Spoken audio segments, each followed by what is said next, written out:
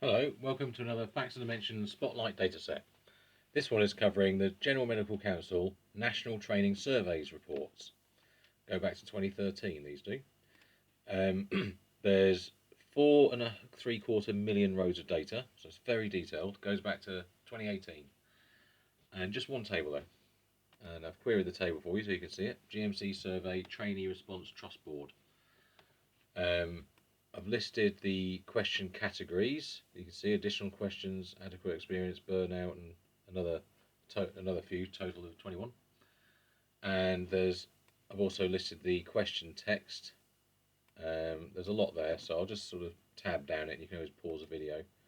But just glancing at it now, you can see there's a hell of a variety.